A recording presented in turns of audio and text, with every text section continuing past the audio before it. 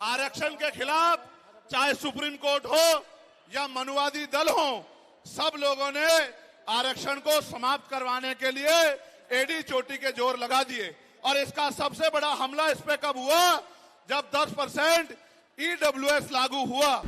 ये भाजपा के लोग जो सत्ता में बैठे हैं, इन्होंने वोट तो आपसे हमसे ली धर्म के नाम पे, भाईचारे के नाम पे, लेकिन सत्ता में आके ये लोग अपने लोगों का काम करने लगे।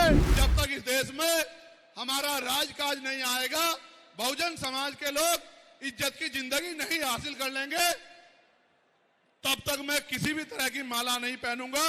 आरक्षण के खिलाफ चाहे सुप्रीम कोर्ट हो या मनुवादी दल हो, सब लोगों ने आरक्षण को समाप्त करवाने के लिए एडी चोटी के जोर लगा दिए। और इसका सबसे बड़ा हमला इस पे कब हुआ, जब 10% ईडब्ल्यूएस लागू हुआ।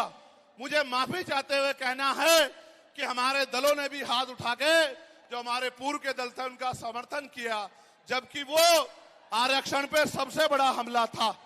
अगर उसी दिन हम लोगों ने सड़कों पे निकल के अपनी आवाज को उठाया होता, तो किसी की मां ने दूध नहीं पिलाया होता कि वो दोबारा आरक्षण पे हमला करने के बारे में सोच लेता।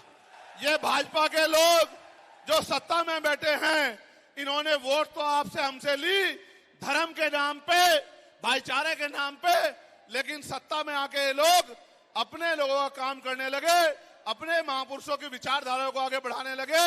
और हम लोग रोटी रोटी के लिए मोहताज लोग जुल्म जाता हूं।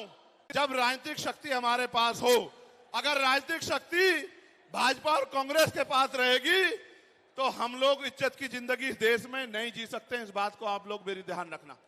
मैंने हाथरस की घटना के बाद, हमारे दिल्ली के लीडर सब लोग जानते हैं, ये संकल्प लिया था कि जब तक इस देश में हमारा राजकाज नहीं आएगा, बहुजन समाज के लोग इज्जत की जिंदगी नहीं हासिल कर लेंगे, तब तक मैं किसी भी तरह की माला नहीं पहनूंगा, चाहे नोटों की हो, चाहे फूलों की हो, चाहे कागजों की हो, कैसी भी माला हो।